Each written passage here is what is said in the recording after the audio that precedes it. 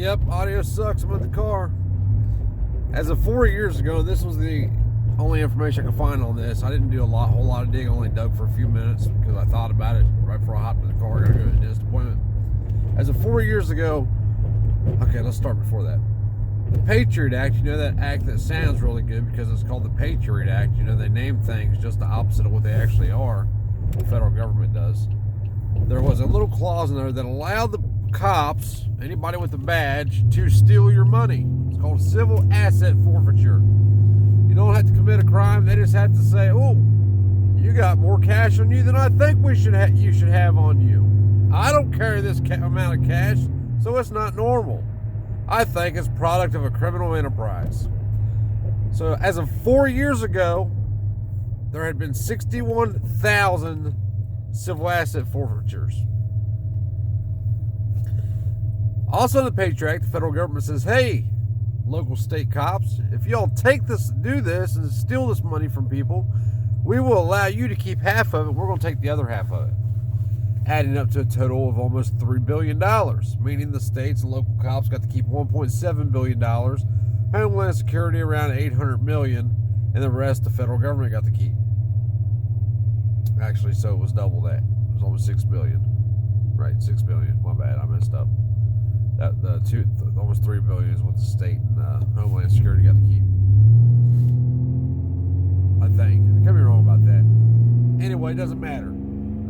The amount doesn't matter. It happens. There are 61,000 people that had their money stolen for no reason. No warrants, no search warrants, no indictments, no criminal charges, nothing. They just, we're taking your money. And they took it. All this shit is just part of the conditioning process. They're conditioning you to tell you how much money you can have or what you can barter or trade with or how much or soon it's going to be, we need to make the decision for you if you can create this or if you can make this purchase. Our federal government is way, way, way out of control. It operates far outside the lanes that we gave it to operate in. And if you read the Declaration of Independence, you will see the very men that created our government also said that we have the right to abolish or change our government, which is what we need to do. How do we do it? I wish I had the answer for that. The problem is these cucks that believe that they are fighting for what's best for society because they don't understand that society is not what's most important, the individual is. They believe what Fox News tells them. I love Fox News. And not what is actually true. I know people that have had civil asset forfeiture, had their money stolen from that. That's what it is, it's theft. It's the government saying, oh, wait a second here. This looks suspicious because you have $8,600 in cash on the way to buy a used car in another state. Or you have $8,600 to go buy a product for your business. Or whatever that number is. I say $8,600 because $8,600 is the average amount that was stolen from people. 1 in 6 people got their money back. 1 in 6. The other 5 didn't bother because of the cost it incurred in. The cost of what it cost. You figure by the time you get a lawyer, you pay that bastard $400 an hour if he's any good, and you don't spend $8,600 trying to get your $8,600 back, and you don't win more money. They don't say, "Oh, wait a second, these tyrants, these thugs, these state-hired thugs stole your money." No, they don't do that. They say, "Oh, so you're going to get more money back. We're going to pay you on top of your money." No, they say, "Here's your money back." And to top it all off, you have to prove where that money came from.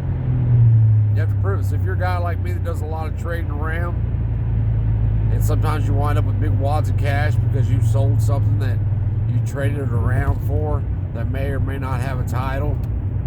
Like I've had four-wheelers, for example, where they were titled new, but I didn't have a title for them because I didn't take the time to get a title made, or it was sold to me without a title.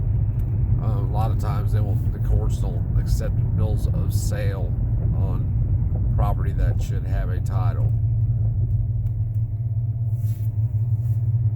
Our government's rogue, people. It's not the people's government any longer. It needs to be changed. It doesn't need to be abolished. And when I say changed, we don't need to change it. People need to educate themselves about how our government is actually supposed to operate, and we need to restructure it. There's a few things that need changed, minor things. The biggest problem we face now is that people don't understand the limited powers of government. For example, national sweeping laws. I talk about this all the time because it's so important. The federal government doesn't have the authority to create national sweeping laws. Congress does not have the authority to create national sweeping laws. The president doesn't have the authority to create a national sweeping executive order.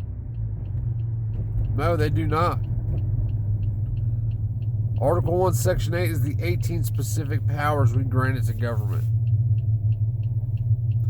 And if we didn't grant it to the federal government, or we didn't prohibit it from the federal government from doing it, it is left up to the people in the states. In the end, the people have the power, all the power, to say yay or nay on anything. We have the last say.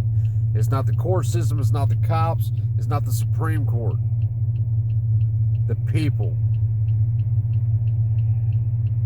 Wake up.